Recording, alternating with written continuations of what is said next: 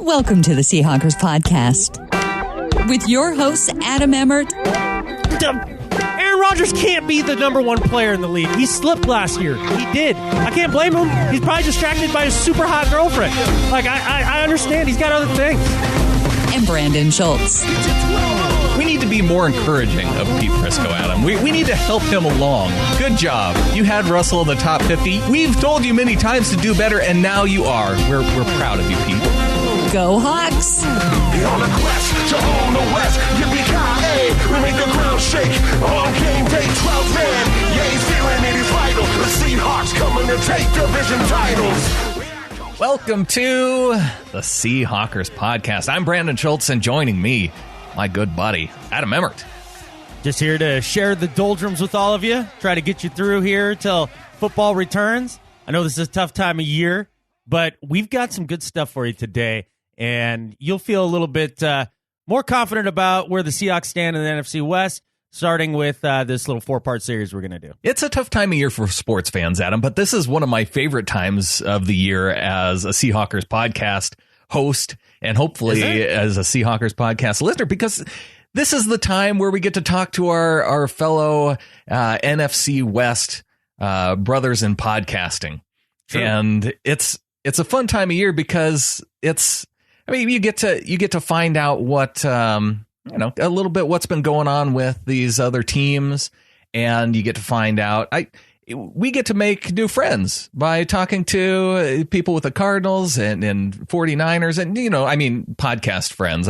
Because you can't be real friends with a fan who's not, with a football fan who doesn't like the Seahawks. Right, it's more of a pod buddy than a friend.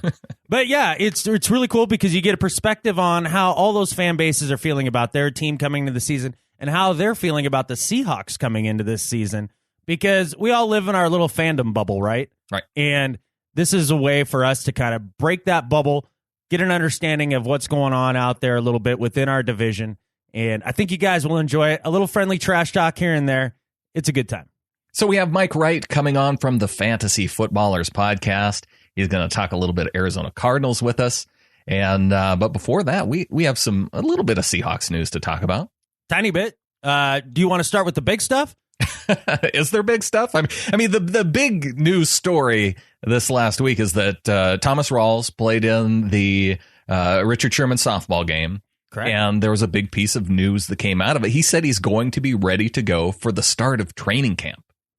That feels really great, because there was a period of time there where we kept hearing that he was behind Jimmy Graham even in his recovery. But for him to be full go, start a training camp, that's a huge sign, a great positive sign for the Seahawks moving forward, because we're relying on Thomas Rawls to be the number one back. There's no doubt about it. And with the rookie season that he had, there's a lot of reason to be excited about him being back. So that was one of the maybe last big question marks coming into the season between him and Graham, their health and when they're going to be available and ready to go. So hearing Thomas Rawls is ready to rock, that makes me feel better on the inside. There's still the one tiny caveat that it's not the team making the decision, and a player generally is going to say that he's ready, maybe necessarily before the team is ready to announce that. So sure, you don't want to go, read too much into it, but it's good to hear from the man himself that he's feeling good, feeling ready to go, and especially to be ready for the start of camp. Well, he knows his body a lot better than the team does. Now, the team is going to be cautious. There's no doubt about that. But if Thomas Rawls himself says, I feel comfortable, confident, and ready to go with that ankle, then we're in good shape. So that's exactly why, to me, it's outstanding news. Very excited about it because, man, we're going to need that guy. The other news coming up in this past week is that the Seahawks put in a waiver claim on another potential backup quarterback. Connor Shaw waived by the Browns, and the Seahawks put in a waiver claim on him. Now, they didn't get him because they're a little bit lower down on the waiver chart. He ends up going to the Chicago Bears, I believe.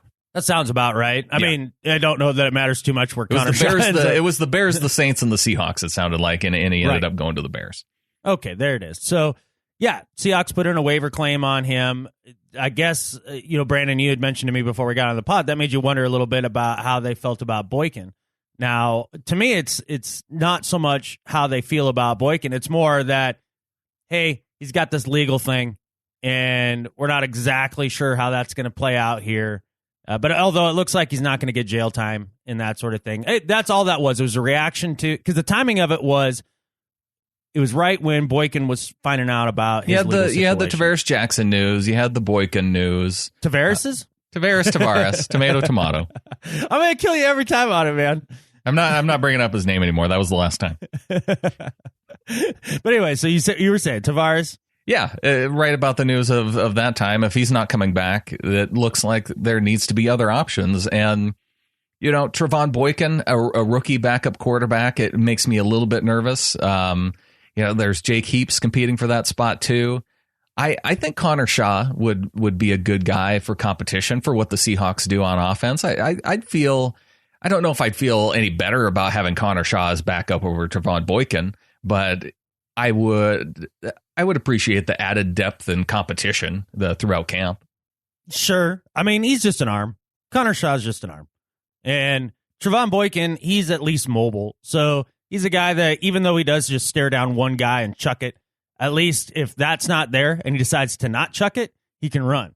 So he gives you a little extra advantage that way, and he would fit the offensive scheme a little better.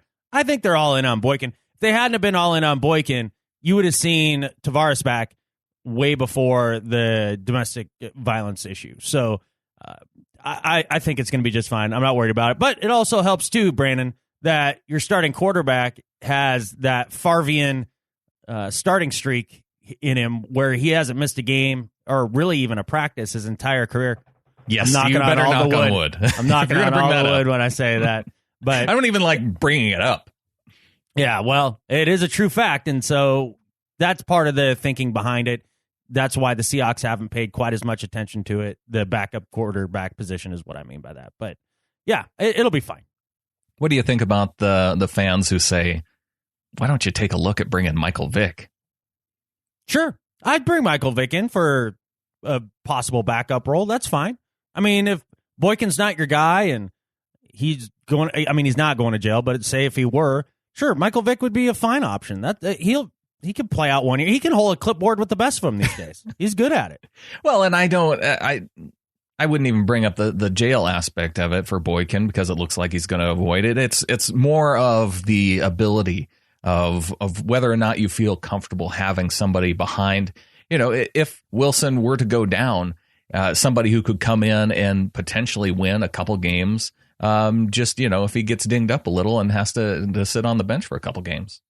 Yeah, Vic could absolutely do that. We saw him come in for the Steelers, and he wasn't great. He was not prepared to come in. And that's the part that worries me a little bit about the people throwing around Michael Vick. He didn't look like he was prepared to come in and run that offense. It's not that he wasn't prepared, but we've talked about this on the show before. We all know when a quarterback is done. Yeah. And a quarterback is done when he doesn't want to get hit anymore.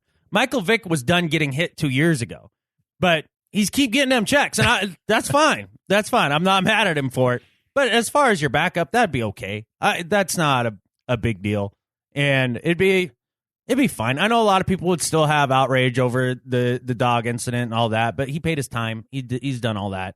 Yeah, to me, I think Boykin would be just as capable. A guy who can escape pressure and run away from it, and I think Boykin is a guy who would be more willing to take a hit than Vic would. So to me, I think he would end up being the more capable backup. Well, he's definitely more willing to take a hit. Vic has a lot more experience, and so that is kind of the offset there, right? Sure, right. I mean, between the young guy and the old guy. John Clayton brought it up, whether or not having a guy kind of on the sidelines who can kind of bounce things off Russell Wilson, right, as a veteran quarterback who sees the field and can kind of can say some of the things that he's seeing. They can talk peer to peer as opposed to having the peer to protege or coach. Yeah. Yeah, well, here's the thing is Russ doesn't need that anymore. He's past that. He's past needing that veteran on the sideline to have as a confidant. Like him and Darrell Bevell, Pete Carroll, they're on the same page now. I mean, that's why you heard Pete Carroll say that he was going to give Russell Wilson the expert course this year, right? He was going to actually open it up even more for him. It's because he's entered that next level of quarterbacking. You hear Steve Young talk about it in the way that You have to master the fine levels of the mental side of the game to become a great player. And that's right where Russell Wilson is now. Having a veteran to talk to on the sideline, I mean, sure, it'd be nice. It's nice to have a buddy, right? But, like, he doesn't need it. He doesn't need it anymore. He's just past that stage in his career. And he has a new buddy now. He married his buddy. He got married to Ciara here this last week. Yep, good now, work, see, dude. Tavares, is it Sierra or Ciara? No clue. I don't have an opinion on this one. Yeah, you know what it is? It's Mrs. Wilson. That's Mrs. Wilson, exactly. Yeah. She Congratulations. has the last name now. Yeah. So congratulations to them. Good job. There were a couple other weddings, right? Yeah, John Ryan got married to the comedian Sarah Colonna. Yeah, good for him. Good job. Congratulations. So yeah, a couple Seahawks weddings. Pretty cool. Yeah. I mean, I don't know why people are getting married, but good luck with that. I mean, you're signing up forever, Brandon. I don't know if you knew that. Forever. Yeah. I know. I've done it for almost 15 years now. I know, and that's just the start of forever. And she's a fine woman. Don't get me wrong. I'm just saying, forever is a long time. This is true. I feel pretty comfortable with it after about 15 years, though. Yeah. Well, you better. You better. You know what else feels like forever? The start of the freaking season. It does.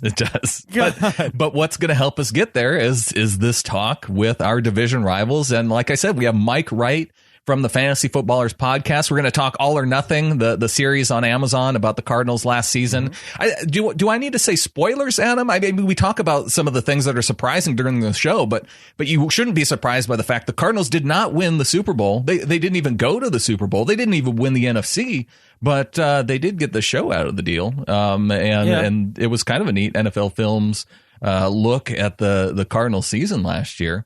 But we'll talk about that with Mike. Yeah, I don't think you have to say spoilers or anything, man, because if you're the type of person where spoilers would bother you on this sort of thing, you've already watched it.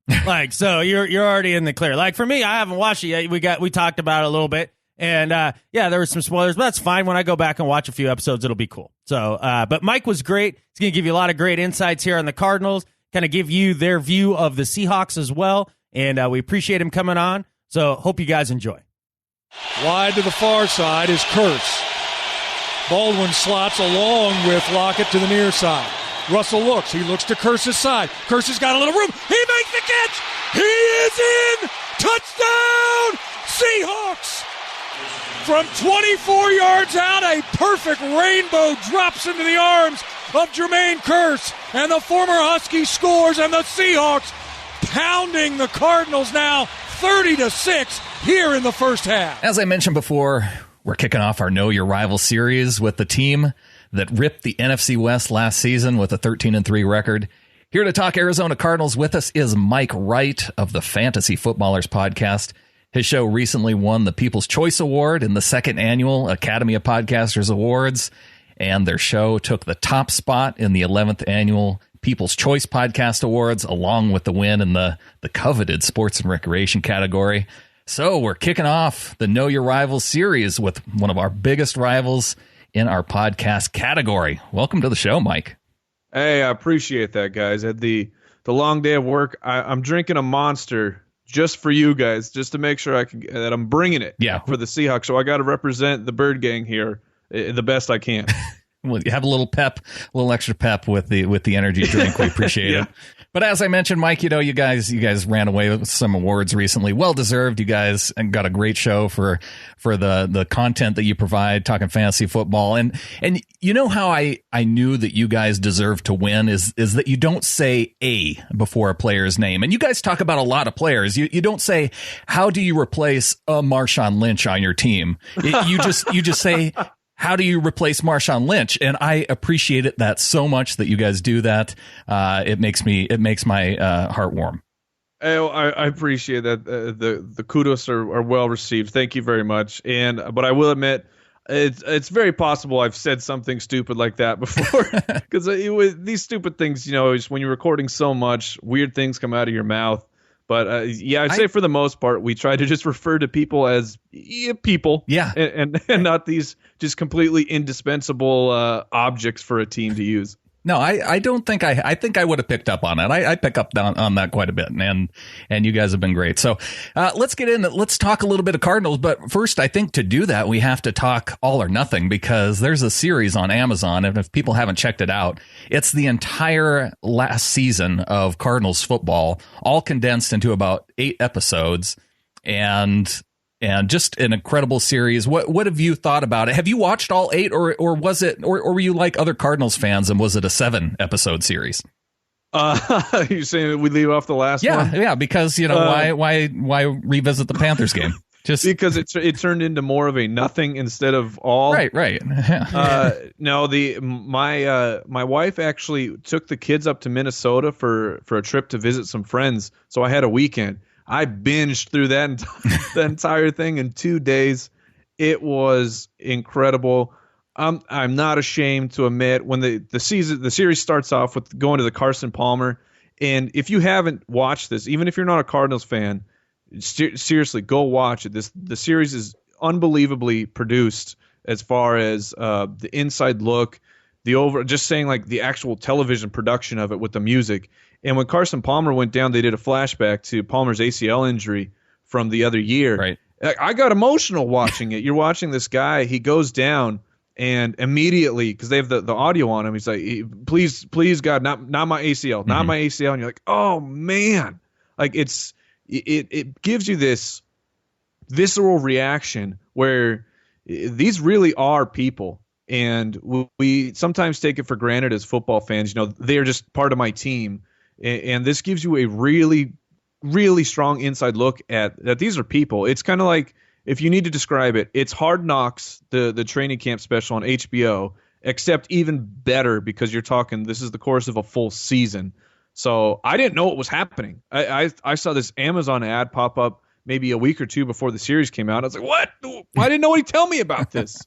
And so I started geeking out, and it was I think the series of any other team would be great, but because it was my hometown team, I freaked out, and like I said, I binged through it in 2 days.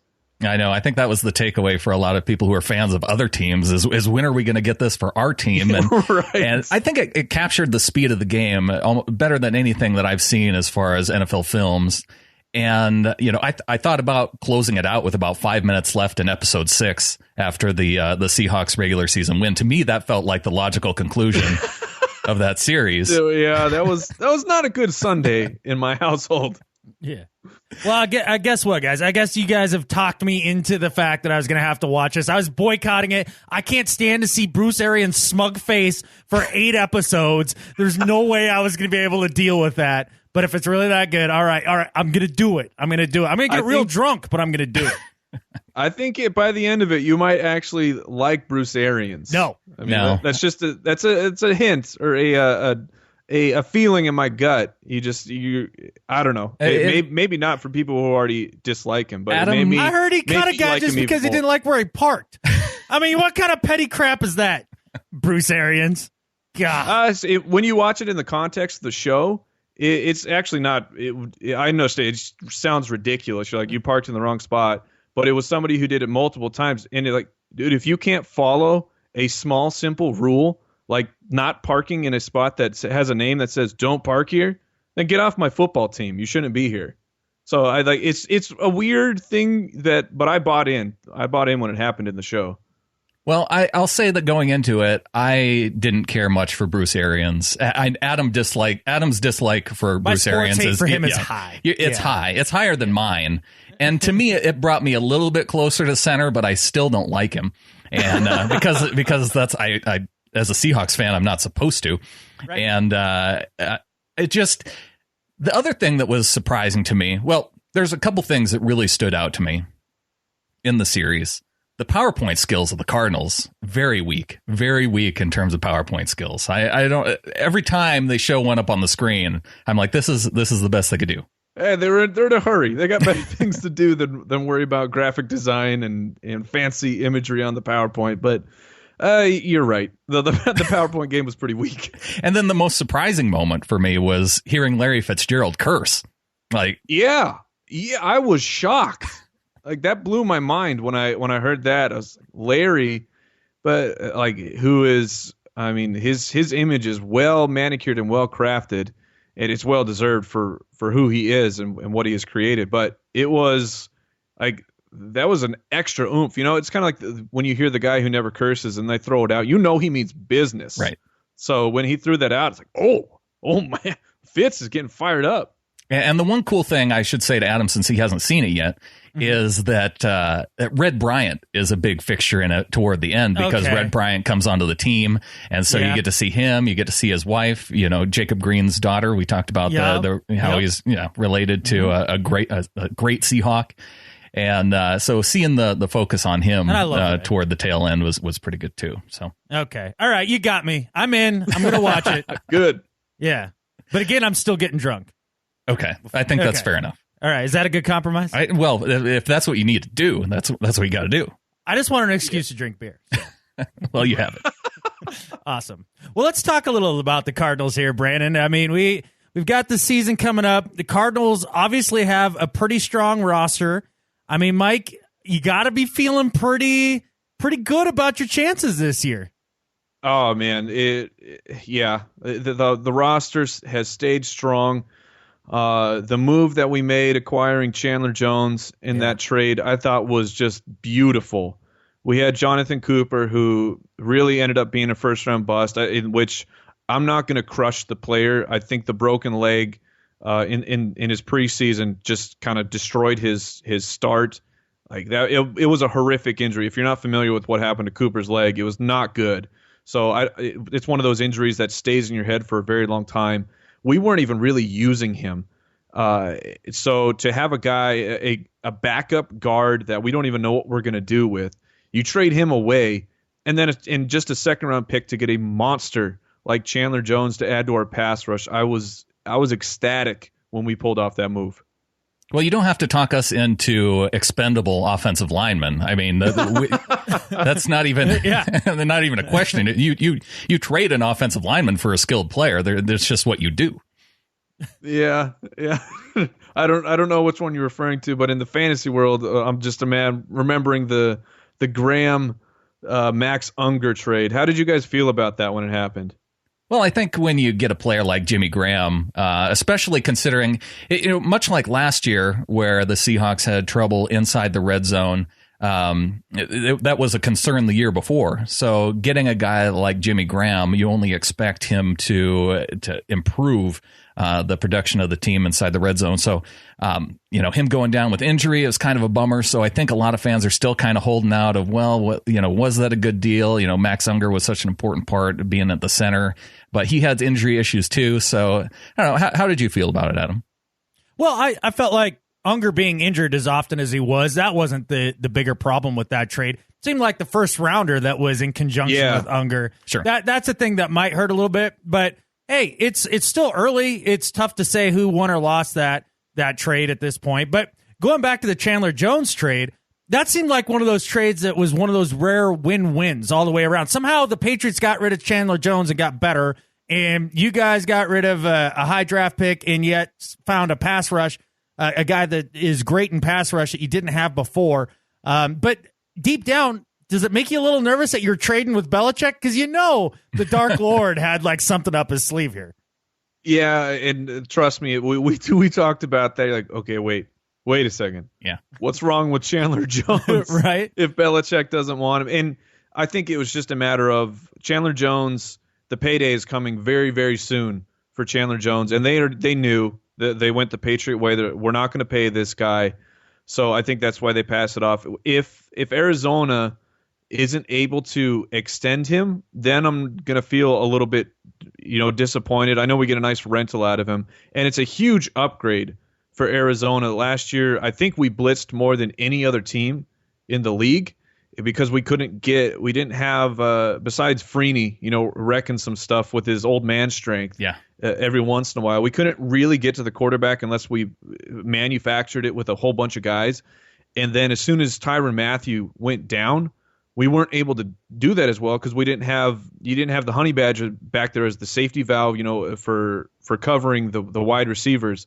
And I think that's part of what killed us was that Mathieu injury. So to get a guy, if you got Jones and you got Campbell, and even our first round pick in Kim Dichie, if you get these three guys, if they can start putting pressure on without having to send 5 or 6 guys, that's going to be just a massive, massive upgrade for our defense.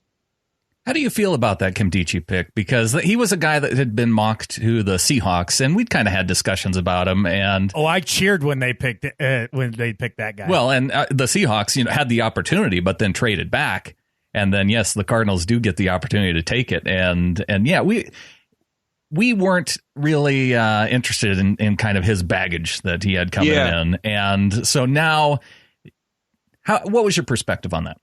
I was okay with it. Because I know that his background, he fell out the window, right? Yeah, that was him. Yeah. So he's got some buffoonery in the background, but we have some recent success with bringing those guys in. Matthew, that was a couple years ago, but he's kind of the flag carrier of that with this new regime of Keim and Arians, of taking a chance on a guy, getting them to buy in. I think when you're a team that is close to a Super Bowl, we'll open up. There'll be a contender. It's kind of like the Patriots, where they can bring in these troubled guys and you say, look, we're really close to winning a Super Bowl. Do you want to be a part of it or not? I think that can turn a guy around a little bit faster than a team that's just a middle of the pack and you don't know if they're going to be good or not, because then they just get lost in doing their own personal stuff instead of really buying into what the team wants. So I was okay with it.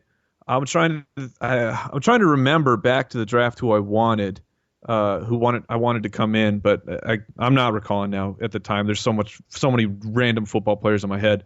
But so at the time, I was okay with the pick. I talked to some buddies of mine who are more buried into the college game than I am, and I got the thumbs up from them. You gotta, every once in a while, you got to acquiesce to someone who you think is an expert in that field, and they said it was all good. So I'm buying in, and Steve Keim, through what he's done recently, like I was talking about, has really earned my trust. He's got that leeway. So I was perfectly fine with it. I got you with that. I guess it was the knucklehead factor. That wasn't the big problem with MDHK for me. It was more the fact that his production didn't match his skill set. I mean, it seemed like he was a guy that he could flash here and there, but the consistency wasn't even close.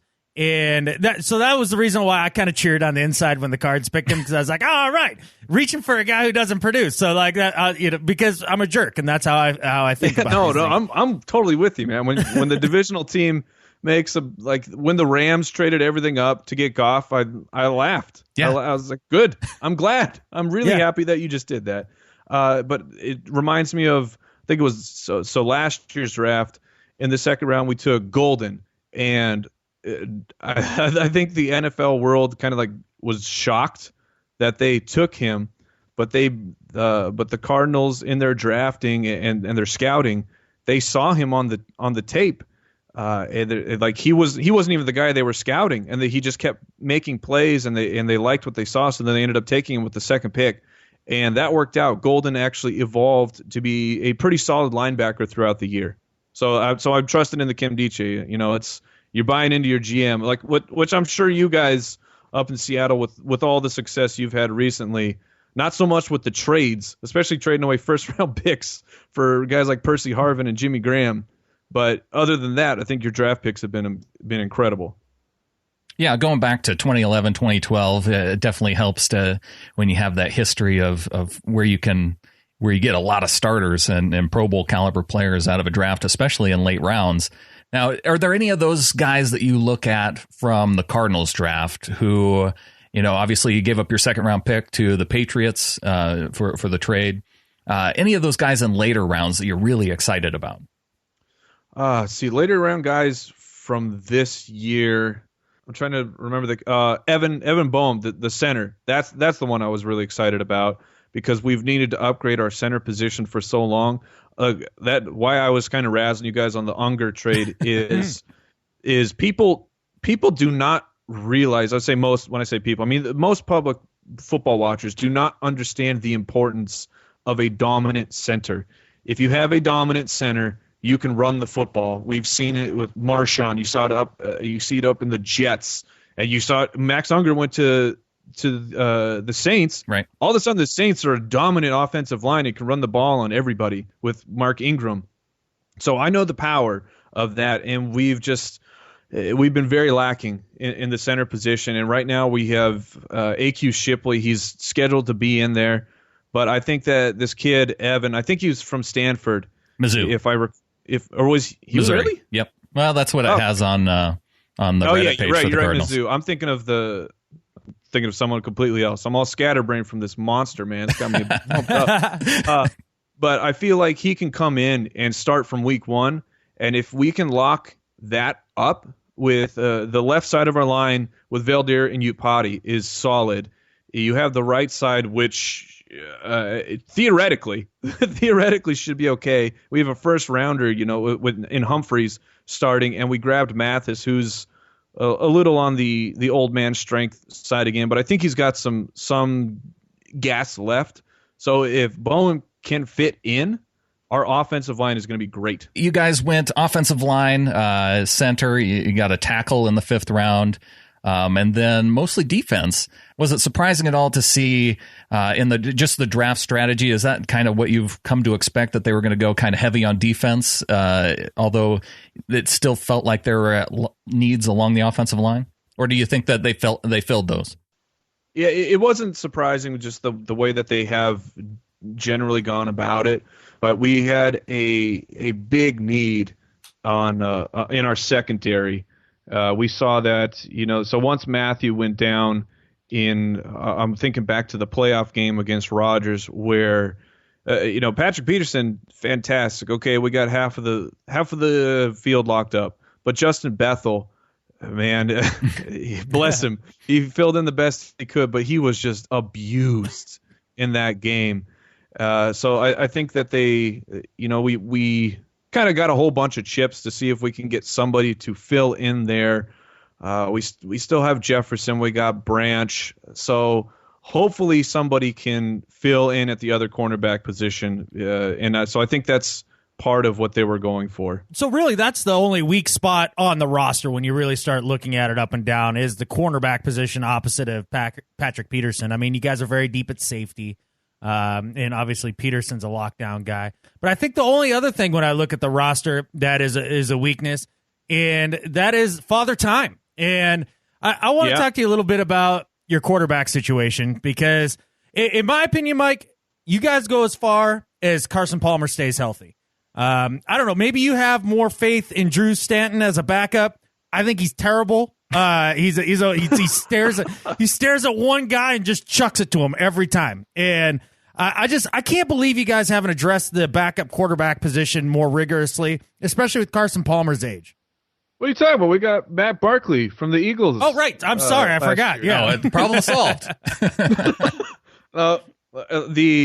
I was, so the couple years ago, the Teddy Bridgewater year where he just was slipping, I was kind of hoping that one of the bigger named quarterbacks would slip down in the first, and like Paxton Lynch. I was kind of, maybe we'll grab Paxton Lynch here at the back of the first.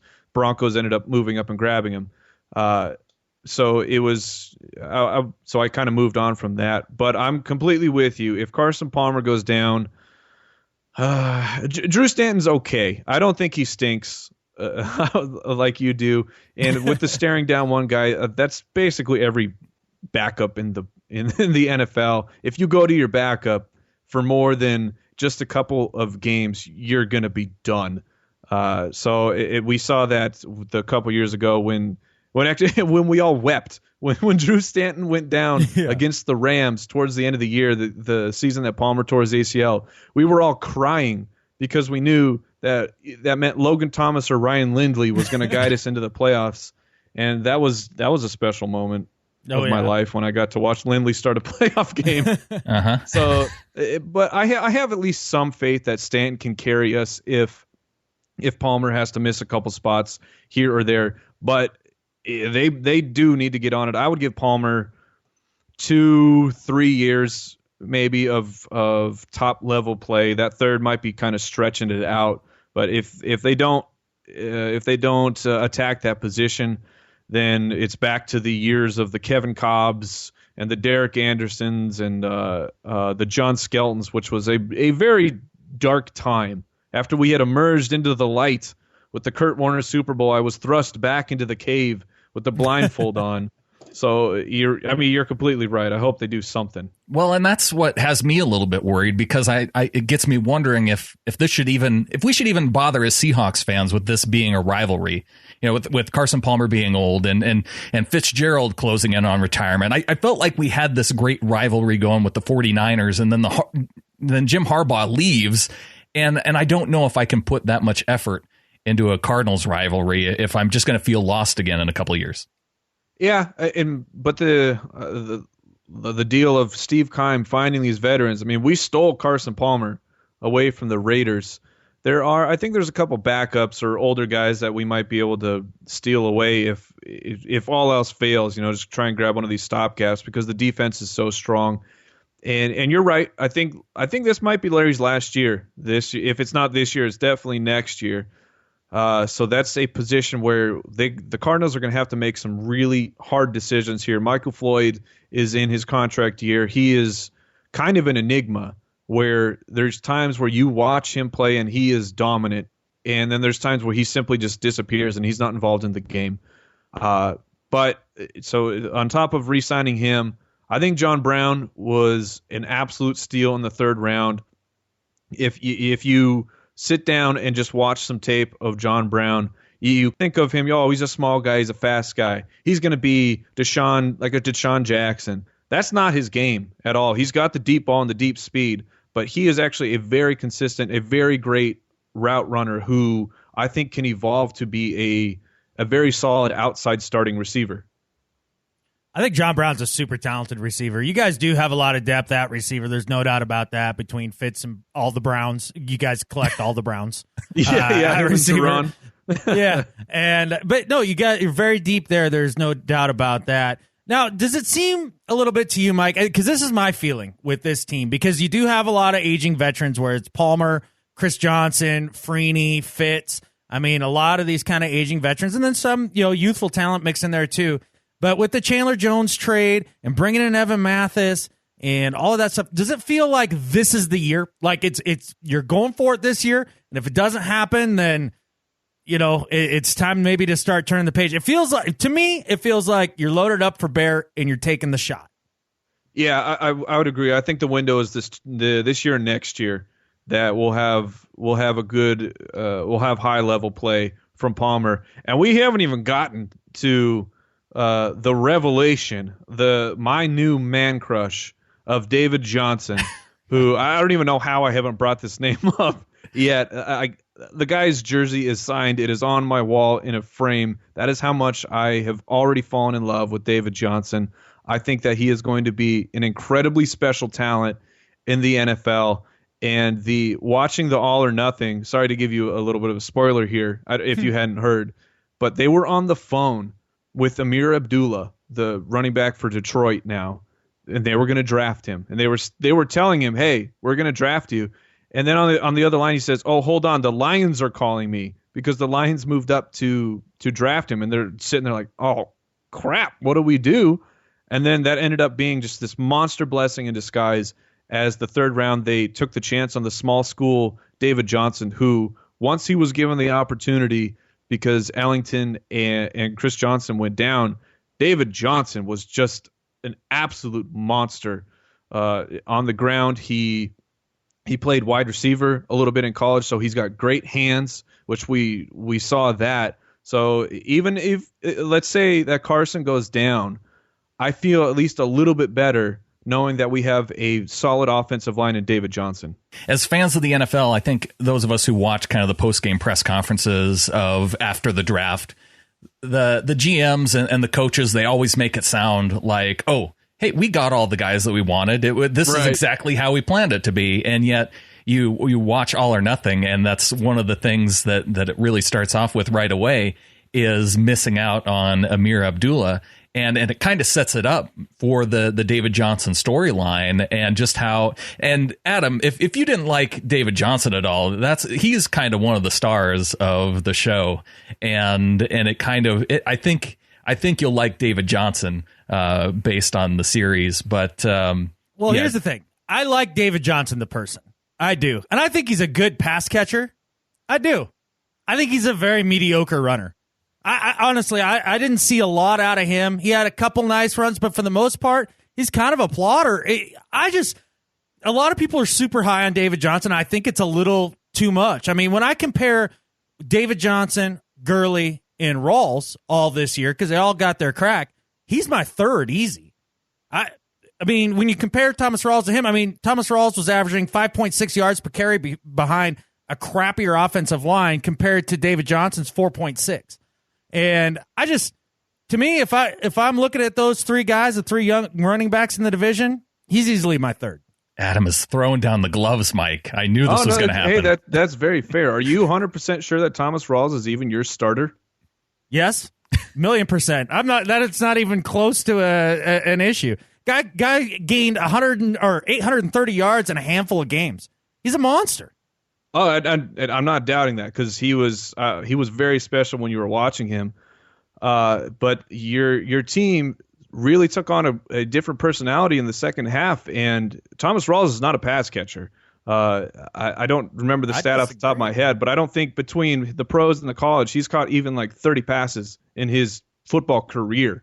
So, and you brought in all these extra running backs in the draft. So as a fantasy analyst, I would love to get your take on. So you're that certain that Thomas Rawls is the undisputed starter and full-time running back for the Seahawks? He's the bell cow. There's no doubt about that. As long as that ankle returns healthy, it sounds like he's ready to go here for the start of training camp. But CJ Prosise, one of the guys that they drafted, he's going to be a third down scat back. He's not going to be your lead back. And Christian Michael has proven that he's too inconsistent to be the full-time back. And then that leaves Alex Collins from Arkansas as maybe your best challenger. And maybe, I guess, but I think he's going to be much like they used Robert Turbin for a few years. He's going to be a guy that comes in and spells Rawls a little bit. And I can't even remember the kid that they drafted in the 7th round. Yeah, the dude from Auburn, or Auburn, or wherever it was. I don't know. That's the whole point. It doesn't even matter. It doesn't matter. No, Rawls is the man, and there's no doubt about that. Pete Carroll's been very clear about that. All he has to do is come in and just play the same way that he played, and I don't think there's going to be any problem with that.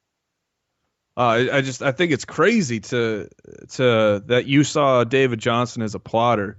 I mean, the guy is a 4.5 40. I think pull up when you pull up to All or Nothing, and there's some of these. It's obviously they're the highlights, the best flashy plays. Of course. Yeah.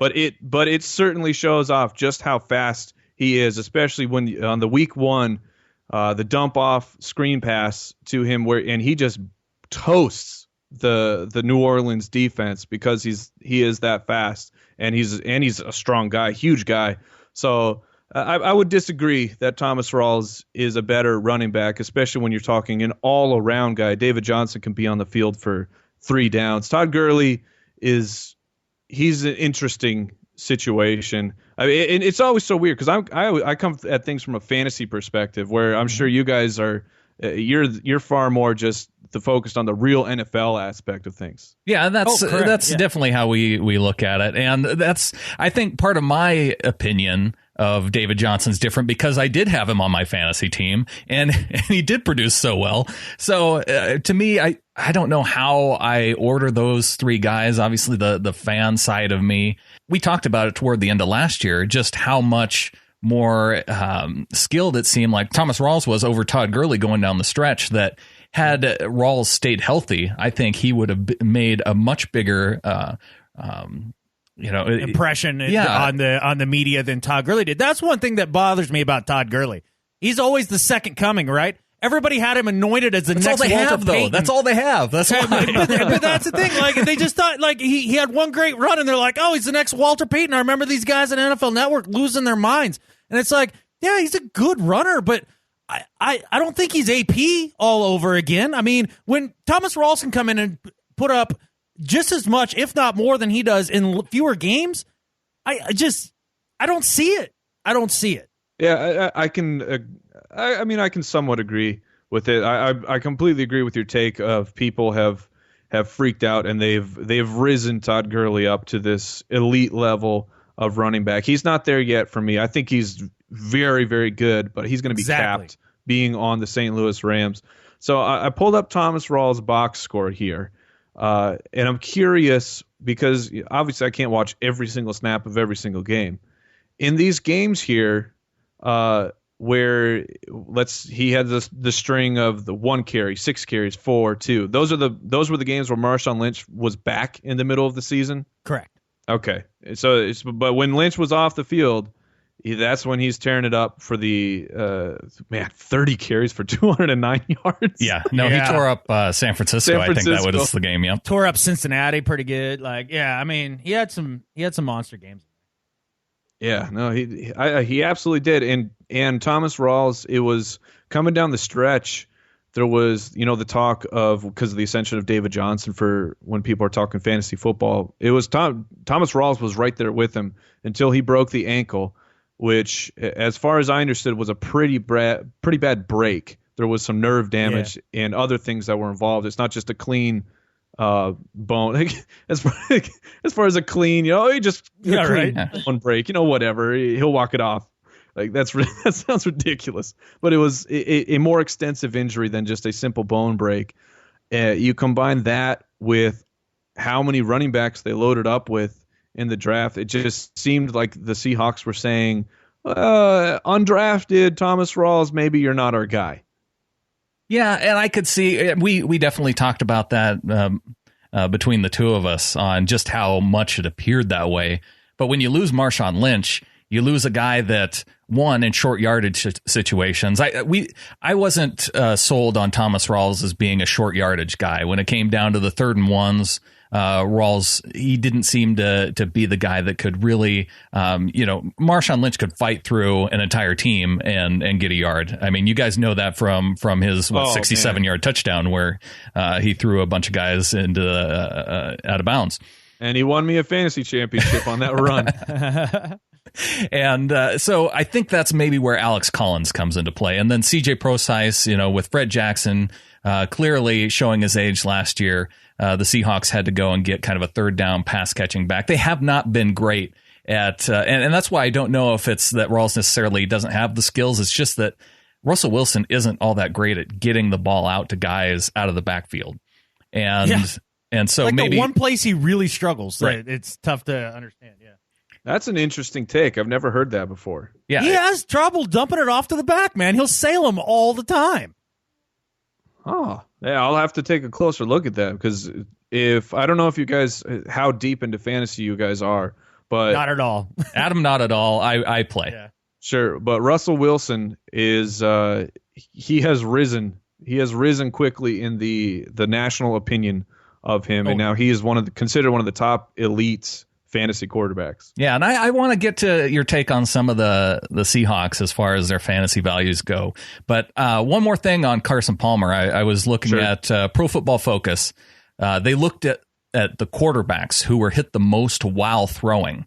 And really the most vulnerable position for a quarterback where we see injuries and whether going to the ground, shoulder injuries, hitting a guy's helmet with the fingers, getting hit in the ribs, the quarterback hit while throwing more than any other quarterback in 2016 was Carson Palmer. How does that make you feel going into 2017? Well, obviously not very good. But there was, like I said, the line, the left side of the line was great. It was locked down. The right side with Bobby Massey and Cooper sometimes playing the guard.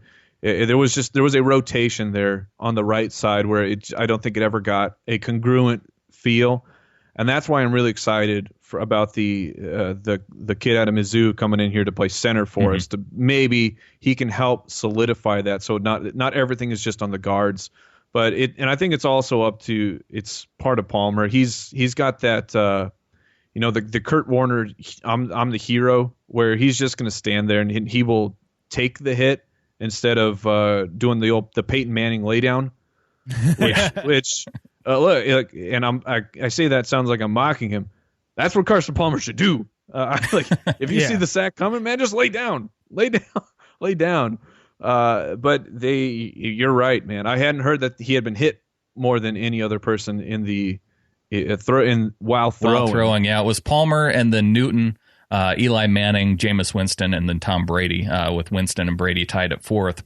And that was kind of my follow-up to it, was whether or not it was the offensive line and issues there, or more of the Cardinals' scheme, because one of the things Arians like to do is throw the ball deep down the field, and plays like that take a while to develop, and so that can be hard when your offensive line maybe isn't as talented. Yeah, and I think I don't think you can point your finger at one thing, but the rotation of the line mixed with the hero of Carson Palmer, and you are completely right. Arians loves to take his shots. I mean, you get 4 or 5 at least every single game. So I would mix all that in, and man, hopefully they can shore that up, or we're gonna, like we were talking about, if Carson Palmer goes down, I think we're done. So as a Cardinals fan, and looking at what the Seahawks have done this year, do you feel like the Seahawks are going to be an improved team as compared to last year? Or are you looking at that and being like, this is going to be great, we're taking the division again? I think the Seattle will be right up in there. It's us, it's the Cardinals and the Seahawks for the division. I don't think we have to worry about the 49ers or the Rams. But I do. I thought that the start to the year for you guys was so bizarre. It was also very enjoyable for me, as you kept losing these games that you should be winning. But it didn't seem like that was who the real team was, maybe you can tell me what was going on. Maybe there's a chemistry thing or just some injuries that Kerry were Williams. It was Kerry Williams. Yeah, I mean, that's really the answer. And the offensive line to an extent. Yeah, man, what you guys with your offensive line? You're like, 'cause Tom Cable's your offensive line coach, right? Right. Mm-hmm. What are they doing to him? That guy's got to have multiple heart attacks throughout the NFL season of just like throwing his hands up. What do you want me to do? Yeah. Yeah. And they're like, oh, no, just we'll give you a $10 million budget. Make all those guys work. Yeah, and you're like, this guy here, he wasn't even an offensive lineman, but he's going to play offensive line for us. Yeah. Oh, what could go wrong? Yeah. We just have Russell Wilson to protect. I mean, and really that's who makes it work, right? Is that he has that ability to escape and really, make guys look silly who try and tackle him at some points too. Before we get to fantasy, I want to play a game that you guys play on the Fantasy Footballers podcast, Mike. Oh, this is terrifying. What do we play? Trade, cut, keep. Oh, yes. All right. So your guys are, in trade, cut, keep, Patrick Peterson, Carson Palmer, and Bruce Arians. Oh, man. Oh, okay. So let's try and break this down. So we got Patrick Peterson, elite level cornerback, but still in his prime. And once he got the whole health, the diabetes things fixed, then he returned to form. Man, I think you would. Oh, but I have to trade somebody? You have to trade one of these guys. I know. It's tough. I'm not making this easy on you, Mike. You guys are the worst. Yep. All right.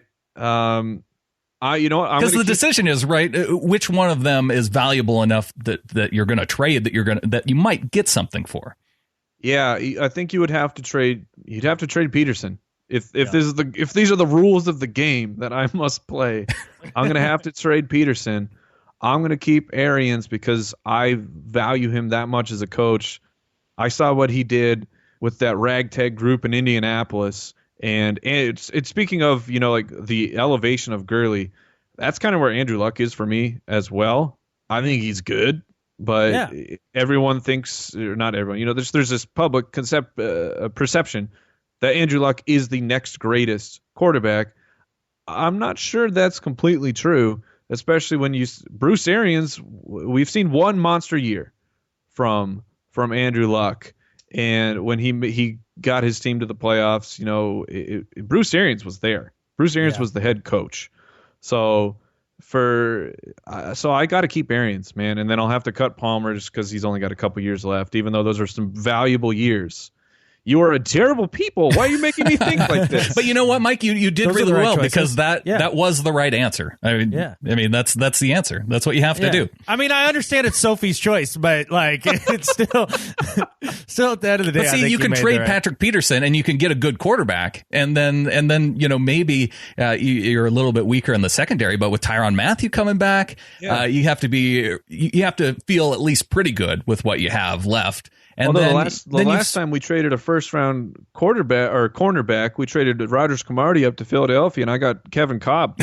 Right. Well, that was, you didn't have Arians on the team at that time. Yeah, that's very true. That's true. So, Mike, your questions or your comments about Luck were interesting to me because they kind of ring exactly true with me. That's exactly how I feel about him. At this point in time, are we all ready to say that Russell Wilson was the best quarterback from that draft class? At this point, yeah, I have no problem saying that. Yeah. Russell Wilson has been he turned your entire team around, and I don't like Pete Carroll because he sits on the sideline chomping his gum, looking really, really smug. Yeah. But I absolutely respect what they've done in Seattle, especially when you make the trade like the Percy Harvin trade, and which was the Vikings are my second team. So as the Vikings, I'm like, wow, I cannot believe you offloaded Harvin and got a first-round pick. So I was very happy with that. But they they felt like they messed up. I think they realized they messed up, and they said, okay, whatever, we're going to move on. You pay, what's his name? The backup, the Green Bay backup. Matt Flynn. Matt Flynn. Oh, okay. Yeah. The man who has been paid more money than any backup in the history of the NFL. He and Charlie Whitehurst, I think, have a pretty good competition going in that department. Right. He's one big game and you get these multi-million dollars. But anyway, so you pay him a ton of money. You spend a middle round draft pick on Russell Wilson. And then the coaches are like, well, we made a mistake giving all the money to Flynn, and Russell Wilson's going to start. I don't think there's a ton of teams or head offices that would be willing to swallow that mistake of giving a guy so much money and then letting a rookie quarterback come in and take the job. So that's a long way of saying that I think that Seattle they got the best quarterback in that draft class in Russell Wilson. Well, let's talk a little bit of fantasy football, Mike, because that's what you guys do on the Fantasy Footballers podcast. Now, I want to share with you my approach to fantasy football because I feel like it's a little bit different. You guys talk about how it's important to have fun, right? When you're Yes. playing fantasy football. Well, that's what drives a lot of my approach to fantasy football. And I don't draft anyone who's the week one opponent of the Seahawks because I don't even want to have that as part of my decision making. Because I'll tell you why it plays an important role, but I also don't draft any NFC West rival players because there's 2 games that I'm going to have to make a decision on those particular players. And then the other thing that I do is I sit players, no matter what the team is, I sit them if they're playing the Seahawks that week because right. I can't be the type of fantasy football player who says, okay, well, the Seahawks are playing the Cardinals, and I want David Johnson to score 2 or 3 touchdowns, but I want the Seahawks to still win by, at least a field goal because I want the win. I can't have those thoughts going through my head. Yeah, I have no problem with that at all. There's a guy in my league of record. He's maybe the world's biggest Dolphins fan, and he refuses to have AFC East guys on his roster. And which is nice for all of us because I'm going to trade up for a guy on the Patriots. I can go talk to my Dolphin buddy, and say, hey, I'm going to draft a Patriot here. Can you want this trade? It's like, oh yeah, sure. So, and I completely don't have a problem with that because a lot of fantasy players are losing the fun. I'm okay. Like I said, I won a Super Bowl or a fantasy Super Bowl when Marshawn Lynch did the Beastquake 2.0 against the Cardinals. So like I can balance it, the feeling of I still want to win, but I'm hoping that Lynch sneaks in 2 touchdowns, but we win by the field goal. I completely sympathize with that feeling. But when players, they think, am I stupid for doing that? No, No, you're not stupid because you're playing a stupid game, and you should have fun when you're doing it. Let's talk a little bit about the Seahawks as fantasy players, because you guys on your show lately, you've had a lot of discussion, particularly with Russell Wilson and Tyler Lockett. Now you mentioned how Russell Wilson has quickly become one of the guys at the top of the quarterback draft boards. Talk about why that is. Well, for fantasy football, a quarterback that runs the ball is a really big advantage. So this is speaking to, let's say people really don't know anything about fantasy football. So like in fantasy, there you go. You get, for quarterbacks, you get a point for every 25 yards that they throw, right? Okay, so 1 point, 25 yards. However, all players get a point for every 10 yards that they run. So you get Russell Wilson, and let's say he throws for 100 yards, I get 4 points. If he rushes for 40 yards, I get 4 points. So there's this really big upside on guys like a Russell Wilson. I did it. A guy like Russell Wilson. So guys like Russell Wilson. I told you it comes out sometimes. Sometimes, but I say you guys are good about that. You talk about a lot of players, and you listen to regular sports radio, and they say it with every single guy. So it's very different. Brandan will give you the occasional slip. He will. Yeah. Well, I appreciate it. So Russell Wilson, Cam Newton, surprisingly, Alex Smith there, Mr. Safety in Kansas City. He runs more than people realize. But when they run, and you know that a quarterback's going to run for 40 or 50 yards, that gives you this really safe baseline where even if he has a mediocre game through the air, and he only gets me 175, 200 yards through the air, because he ran for 50, that doesn't even matter. So, and Russell Wilson, and he takes care of the ball. The interceptions are coming down, and he's got some weapons. Like you mentioned, we have become infatuated with Tyler Lockett. I think that I'm super jealous that you guys have Tyler Lockett on your team. I think over the next few years we will watch him emerge and become one of the better wide receivers in the NFL. I like hearing that, because we're pretty excited about Tyler Lockett too, and that's what I was part of a league where guys also got their punt return yardage and kickoff yardage and touchdowns, and in that case, that makes Tyler Lockett a really good player to have. Oh yeah, absolutely. I don't recommend people do that, because I hate when you're like, who's the best player in your league? Josh Cribbs. Yeah. Like, oh, come on, man. He's on the field for 4 snaps. But you are right. If you're in a league where you get return yardage, Tyler Lockett is he's very, very high value. You have that makes Antonio Brown, who's kind of the overall number 1 fantasy receiver. He's just unstoppable. I mean, he's going to win your league by himself because he's still returning punts. One other guy, before I let you go, Mike, you've been great for all the time you've given us. Doug Baldwin really tore it up toward the second half of the season. Where do you see Doug Baldwin going in terms of fantasy? In terms of fantasy, right now he's going in about the 4th round.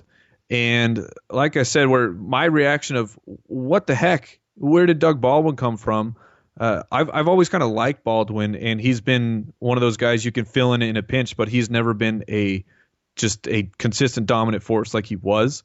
Yeah, and like scoring 12 touchdowns over a 4-game stretch last year. Yeah, he was basically on pace for like 56 touchdowns if you average it out for a full season or something. He got some teams into the fantasy playoffs. I'm yes. Thinking. But you can see by him going in the 4th round, people they're not sold yet on the idea that Baldwin is going to be that involved. But I like him. I think the 4th round is about where I would be willing to take the gamble on him. You have that fear of what if the Seahawks completely revert back to a beast mode style, but it's with Rawls, and then you've burned your 4th round pick. That's why we like Tyler Lockett so much. He's going later in the draft. The guy is just extremely talented and very dynamic. Every time I watch him play, you have this like, wow, that guy does incredible things on the field. And once he finally started getting involved, towards over the second half, his numbers really started to go up. So it's a bit of a projection to say, hey, I'd rather have Lockett in the 7th round over Baldwin, who kind of proved it. But that's what fantasy football is all about, is finding these guys, finding these talents where you think they're going to break out. So and that's how you win, basically, is you hit on these guys on these breakouts in the 7th and 8th round. Well, thanks again, Mike. Again, congratulations on the wins in the recent podcast awards ceremonies. If someone wants to get ahead in their fantasy football league, I'm sure you guys have something to help out with that. Oh, we got everything. We got everything covered. You can go to thefantasyfootballers.com. Follow us on Twitter at the FF Ballers. You can follow me personally at FF Hitman if you want to get my food takes. I talk a lot about food. I talk a lot about my kids playing Nintendo and all that sorts of things. But then, whatever you need for fantasy football, just check us out. We are 3 shows a week right now. We will be 5 shows a week in August. Because the football season is coming. I can't even contain the excitement of you can actually feel that real tangible football is almost here. So a really big thank you to you guys. I appreciate you bringing me on. Congratulations on your nomination. I can't say that I'm disappointed that we won, but it was good to be nominated against. And we talked about this. I checked out the show, man. And it was good. I like the voices, like your content was great. So to see a worthy opponent makes my victory much sweeter. It feels like I'm rubbing it in. That's not what I'm trying to do.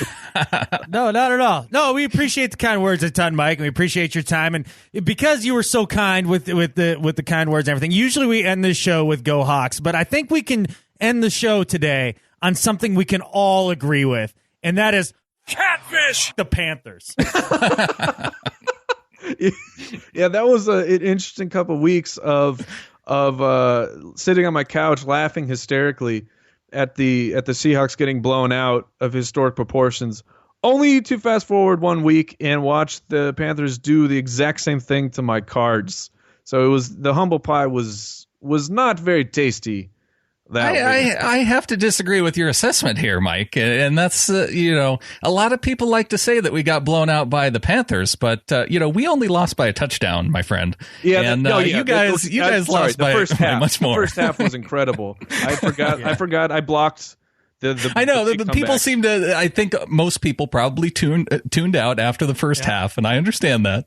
But yes, we did only lose by a touchdown. No, you're right. I seriously, I had blocked it out because of the whooping that my team received. So I just like to remember. Oh yeah, remember it was just as bad for the Seahawks, except it wasn't. Yeah, it was. The first half was bad. I don't know. A loss is a loss, man. Yeah, it was in the playoffs. Hey, but yeah, thank you so much for bringing me on. Hopefully, I contributed. I feel like maybe I learned more from you guys than you did from me. So, but I appreciate it. So thanks again to Mike Wright from the Fantasy Footballers podcast. And Adam, what do you say we take a little break and we come back and we do better at life? Sounds good, man. I'm itching.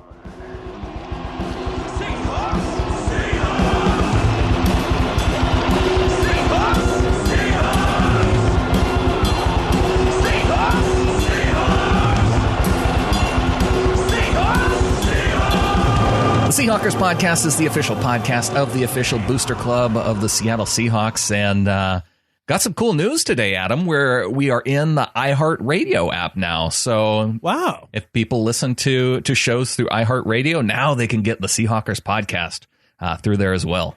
Wow, that's pretty cool. Like, who do I have to sleep with to make sure that happens? Like, I mean, did you sell me out or something? Like, how did we make this work? Yeah, we'll talk about that later. No, you don't worry about that now. I mean, all right, good. I know you're good for it. It just I'm not good for it, but I do it. Let's put it that way.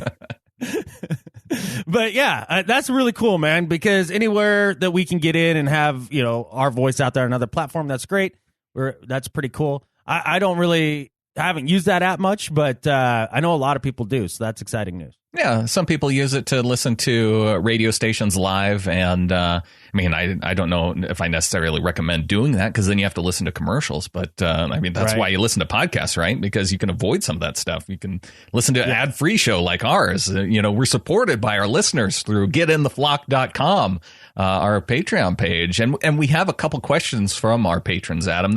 Awesome. I was supposed to ask Mike, and I totally missed it in my notes. You whiffed? I whiffed bad, so okay. Apologies to Eric and Doug, but maybe I can just ask you, Adam, and you can do your best Mike Wright impression. Okay. Or I think these are better questions for you anyway, because I think we're going to get better answers. Okay. Eric says, who will have the first pick of the season between Patrick Peterson and Richard Sherman? All right, I'm going to go with Patrick Peterson just because it looks like they are going to get Garoppolo early in the season rather than Tom Brady. That'd be the only reason I say Patrick Peterson, not because he's the better corner, just because he's going to have a young guy early. Although Sherman gets Goff in theory week 2, but Tannehill week 1. Yeah, and I think the Cardinals don't. Isn't that a week 1 matchup with the Patriots? With the Patriots, I believe it is. Yeah. So. That I think just by matchup sense, I'm going to go with Peterson. But, hey, man, I think at the end of the season, Sherman has more picks. He's going to have a bounce-back year in that regard. Yeah, NFL.com was looking at it recently, just kind of whether or not which teams were going to do better in as terms of sacks and in terms of turnovers. And a lot of those analysts like the Seahawks both to pick up production in sacks this year, which I agree with, and turnovers, because last year was a rough turnover year for the Seahawks. It was a down year in turnovers. That was an odd thing. And then even when we did win the turnover battle, a lot of times we ended up losing the game, too. It was a weird year that way. And, yeah, but you kind of heard Mike allude to the idea that we lost a lot of games that we shouldn't have, and that was a part of it, right? Yeah. Having the turnovers, winning the turnover margin, and then losing the game somehow. But yes, it is all about the ball. That is one of Pete Carroll's big things. And I think you've heard him talk about that in the offseason as well, trying to rededicate the team in the sense of trying to create turnovers. And you're right. Looking at the schedule here for the Cardinals, looks like they do have the Patriots week 1, Buccaneers week 2, and then they go on the road not until week 3 when they take on Buffalo. So I think Patrick Peterson going to have some young quarterbacks right out of the gate to potentially pick off passes from. But don't count out Sherm yet. It doesn't matter. He picks off the big guns too. So it doesn't matter that much. I feel like Tannehill's going to have a pretty good week 1. Not so much in the terms of a win, but just with him paired with Adam Gase, I think could be a good year for Tannehill. Yeah, I don't know. That'll be his first trip to the Clink, won't it? Mm-hmm. And hopefully the last. I never want to see those uniforms in the Clink again. And we got one from the DCH over-under on how many games Palmer lasts this coming season. See, I don't know if Mike would have appreciated that question as much as I think you or I do. Yeah, I'm going to go with 6 3/4 weeks. And the reason I say 3/4 is he gets injured in practice after week 6. And then it's just done. The whole Cardinal season rests completely, and Mike agreed with this, on Carson Palmer's health. And trying to rely on a quarterback who's been fragile throughout his career to begin with, and then at the age of 37, coming off of a year that he just had a fairly healthy one, I just don't see Palmer being able to string together 2-3 healthy years. I mean, I know Mike was saying, I'm another 3 prime years of Palmer. This is the last prime year of Palmer. I wish I would have mentioned that to him on the pod. There is no way you get another 2 to 3 years of prime Palmer. This is it. It's this year, and then it's done. Palmer bugged me. I did not think that he came off well in the All or Nothing. He just seems like, I don't know, not very exciting, not very interesting. No, he's not an exciting personality. Yeah. No, that's never been who Carson Palmer is. I mean, I don't dog him for that. I mean, you don't have to be exciting to be a quarterback. You just got to be able to chuck it good. Yeah. It's part of the reason why, as far as being the kind of the quarterback of the team, I don't think he was featured too much, apart from that injury at the beginning of the game, beginning of the show. So Well, at least he wasn't claiming nanobubbles healed his brain. Hey. You know, like, you got to give him a little credit for not at least creating because he doesn't say anything. Yeah, man. I mean, if you ain't got nothing nice to say, don't say anything at all, right? Well, I think Eric put his over-under down as 5 for the Palmer injury. So okay. So we're thinking about the same way. That's right about in the same neighborhood. That'll be. So Eric would take the under. So, all right, Brandan, what are you taking on 6.5? Let's make it 6.5. Over or under? Well, here's the thing: is that they take on the Seahawks in Week 7 in Arizona. So I think Palmer lasts at least that long, and maybe he goes down in the Panthers game, and then he has the bye week to recover and get back for the 49ers game. Oh, there you go. Okay. Check this out. He faces a stretch of some really hard defensive lines. The Rams in Week 4, then they go on the road to the Niners, but then it's the Jets, the Seahawks, and the Panthers. That is a tough stretch of defensive lines. That's a super tough stretch. Yeah, man. I'm not that I'm rooting for a Carson Palmer injury. I'm not, but it's a guy that's had his knee reconstructed twice now, and he's 37 years old. It just doesn't bode well. I think you're speaking realistically as a fellow 37-year-old, right? Because like when I get up in the morning, I don't feel like going for a run. I don't even. So a guy like going out there on Sunday to play football against guys that run really fast and want to hit you, that seems hard. Look, man, I like to run, right? I mean, we've talked about this on the podcast. I struggle stringing together 6, 8, 10 weeks of injury-free running at the age of 37. Just running. Yeah. I'm not running fast. I'm not running away from anybody. People. I'm not hitting the turf. You can take breaks whenever you want. Yeah, man. Like, it just, and I still struggle to stay healthy for those stretch times. In fact, 37's been my worst year yet. I mean, just injury after injury. I can't imagine the rigors of practice and then to go out there and get smushed by 300-pound orcs. Yeah. Like, I don't know how he does it. I mean, hats off, man. I don't know how guys do it at this age. Not that I feel like an old fogey. Like, I can still get stuff done, you know? Like, I'm going to run 6 miles a day. I feel like that's adequate for somebody that's like my age. You know what I mean? Like, sure. that's okay. I can still move around. I'm doing good. But, like, to play at a high level like that, man, I have no idea. That's what I mean. We're not rooting against it. It's just the realism of being that age and playing with those kind of guys. I'm telling you, Father Time catches everybody. Father Time runs a fast 40. Yeah. And he does. That's true. Well, we got one piece of email here from Michael in Seattle. Says, hey, guys, just wanted to thank you for the series on past Seahawks players. Being a Seahawk fan since they started up, I can remember all those players. While I was listening to you, I could see them playing again in my mind's eye, and even to an extent, some of their big plays. It prompted me to dig into my old VHS tapes and watch some of their games again. Thanks again, and keep up the good work. Thanks, Michael. Nice. That's very cool. The idea that you want to go back and kind of relive some of those memories, that's really great. I mean, that was kind of the point of the exercise, right? Right. Yeah, I ended up finding somebody posted the 1988 recap of the Seahawks season, the year that they won the division title for the first time. That was cool. And then I also found they have the tail end of the 1983 playoff game where the Seahawks came back and beat the Dolphins in the playoffs there to go on to the AFC Championship. So I could watch that one on a loop. Yeah, right? Yeah, just watching Dan Marino go down. Exactly. Well, and the reason why I went looking for it, too, there was a Dolphins fan on Reddit who was trying to find Dolphins footage all the way back to 1980. And so I thought piece by piece, maybe we could assemble it. And I thought it would be good to start with that little piece. Yeah, that's one he should watch and watch often. Yes. So that'd be good for I thought I was being helpful. Crappy Dolphins fandom. So awesome. But appreciate the email, Michael. That's awesome, man. What do you say we get into some do better and some better life, Adam? All right, man. Why don't you do better me? All right. My do better this week. I have to ask this question. Why is Deflategate still news? Why is it still in the news? Because it's a zombie. It won't die.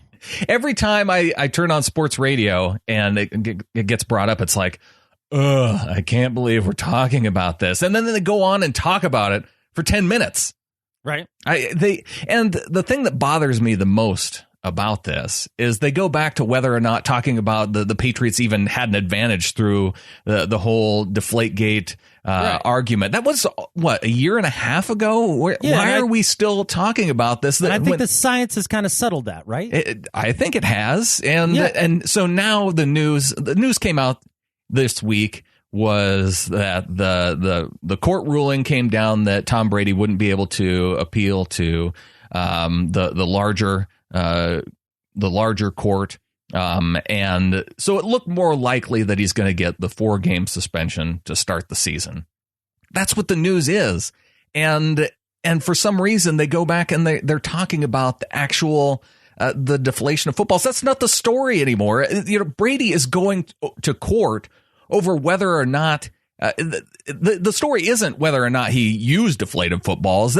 Right now, it's like a labor arbitration case. It's whether or not the commissioner can arbitrarily punish NFL players. That's what this court case is about now.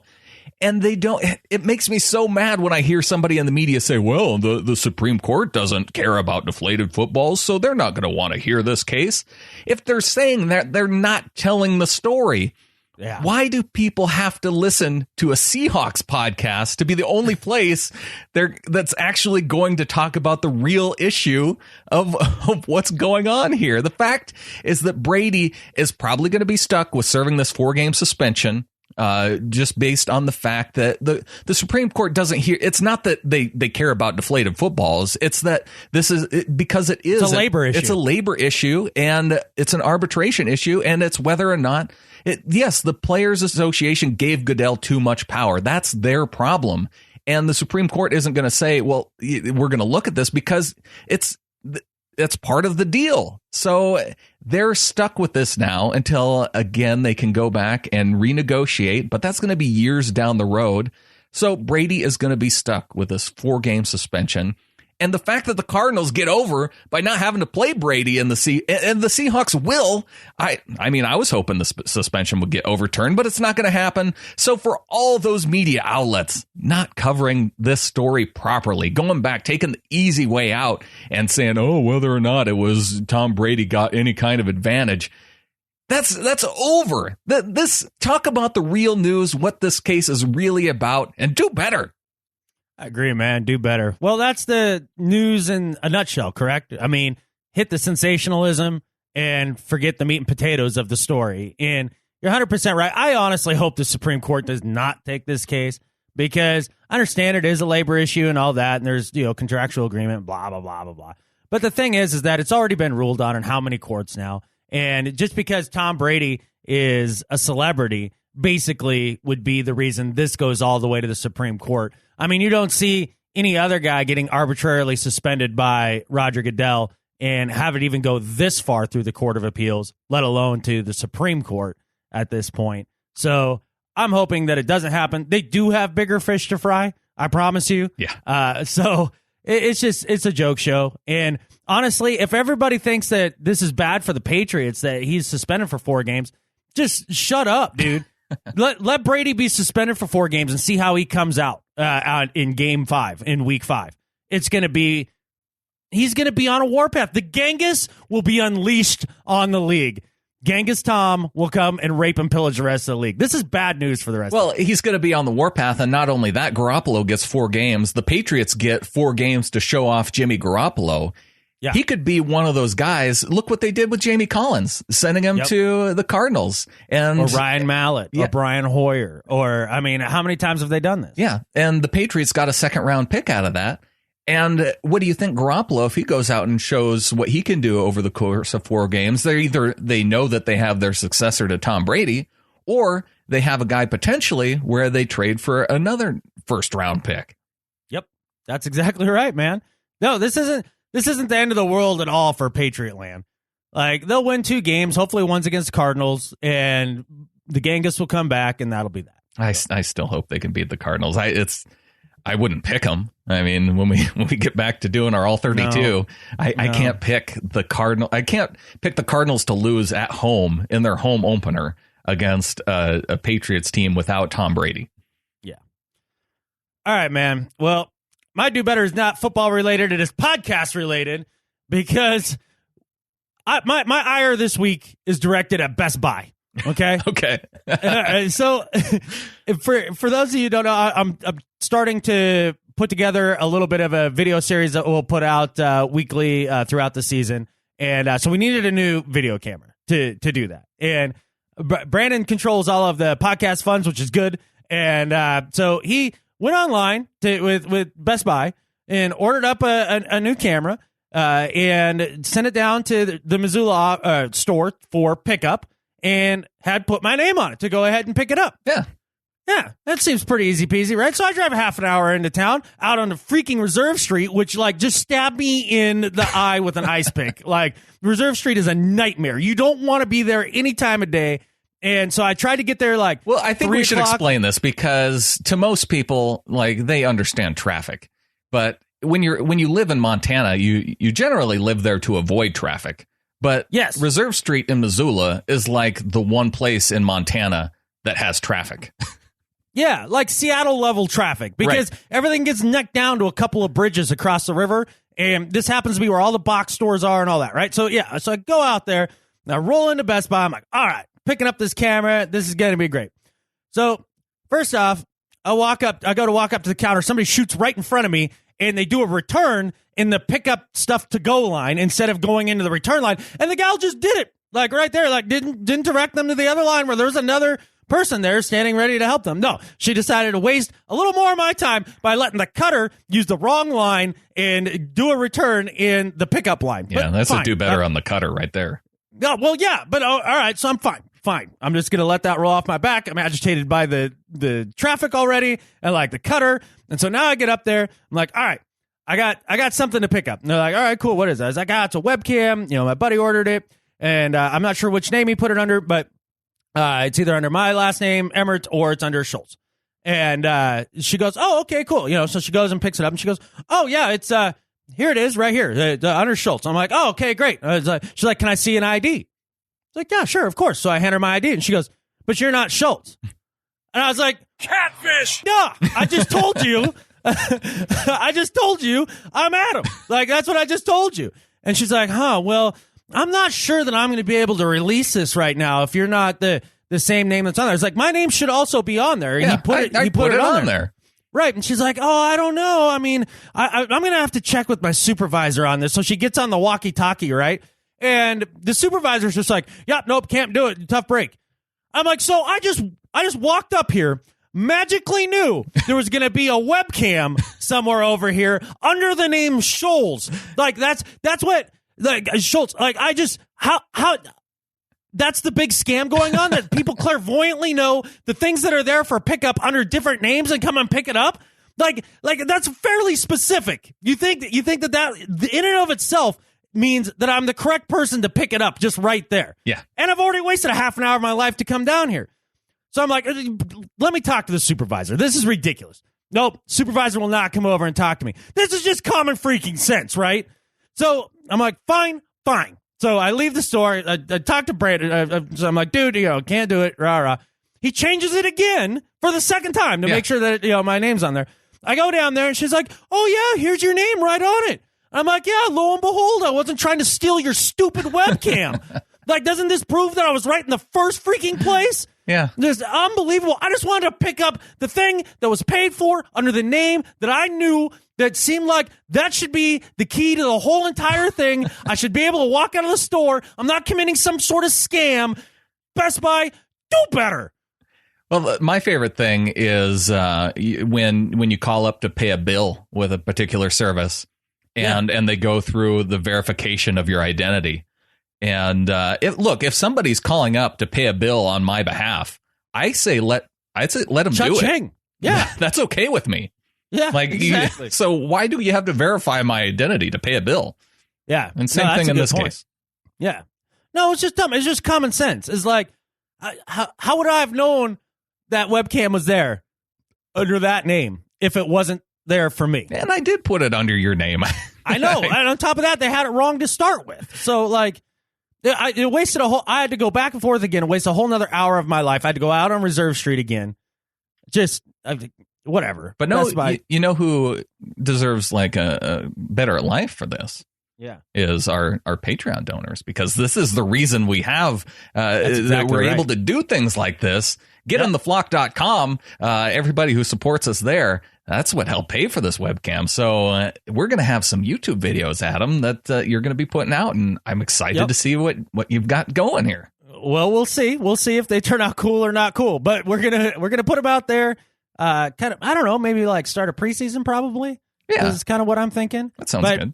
Yeah, I've been redoing the podcast studio a little bit. We're doing some lighting.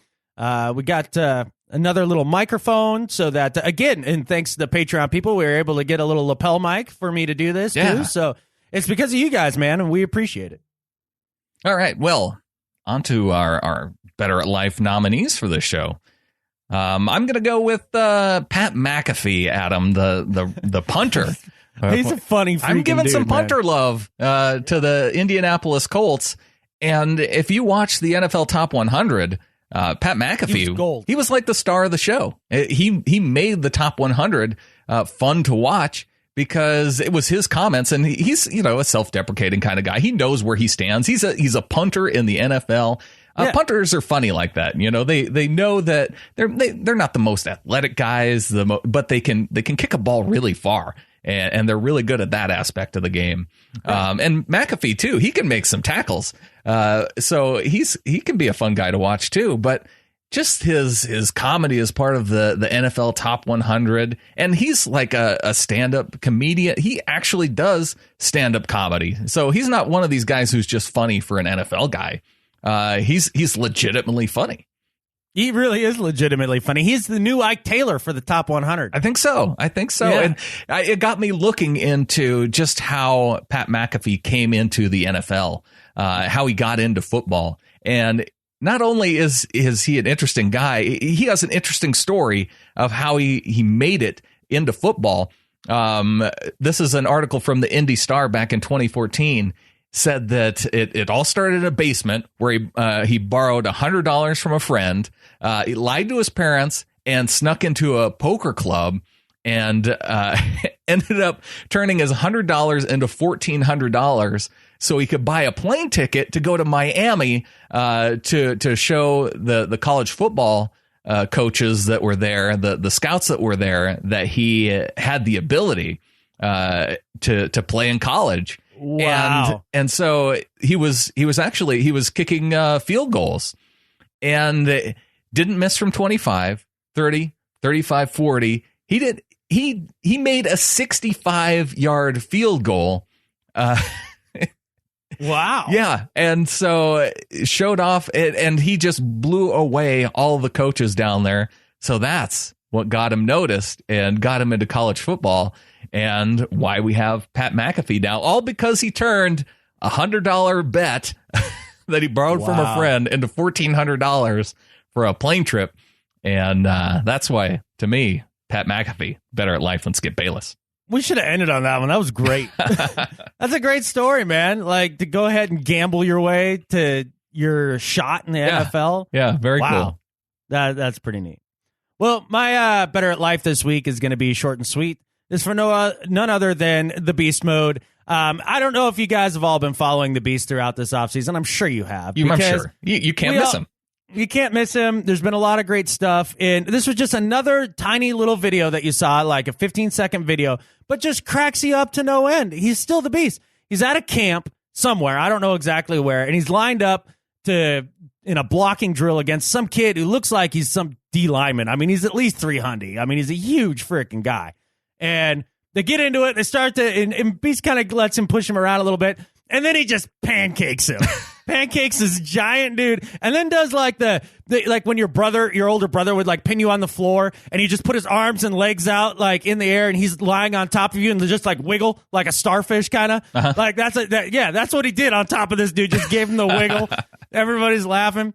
Man, Beast Mode's hilarious. It's so much fun to watch him in his retirement, enjoy his life, and to bring that infectious personality to the world. It's great to see him come out of his shell that way. And for all of that, I appreciate the Beast. He is better at life than Skip Bayless. Well, I think the big part of it is that we're getting to see him do the things that he wants to do in terms of media. He didn't want to do the daily interviews, but This is the stuff that's fun to him. And I saw that he's going to be on the survival show with Bear Grylls. And that should be awesome. So, yeah, we're getting to see, now that he's in retirement, we're getting to see Marshawn more. It bums me out that we're not going to see him, running over dudes, but it's cool to see him in his, be his natural self. Yep, in the natural beast habitat. Yeah. It's pretty sweet. So, well, cool, man. I think we actually managed to put together a show in the doldrums. We did. Yeah. Thanks to Mike Wright of the Fantasy Footballers podcast for coming on and talking Cardinals with us. Next up, we're going to talk LA Rams with the guys from the LA Rams podcast. So, yeah, a couple of good dudes. I enjoy it. It is in the can already, and I did enjoy it. That was a fun discussion. They are excited about their Rams, no doubt about it. Yeah. So and kudos to them too. I get it.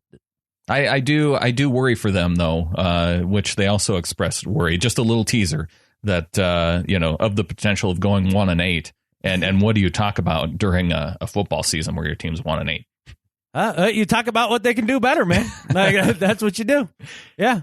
Exactly. There's still plenty to talk about in a loss, trust me. Yeah, I've heard that we manage to do it every week. I've heard that people tend to tune in more. We wouldn't know because we've had a good football team to talk about since we started doing this.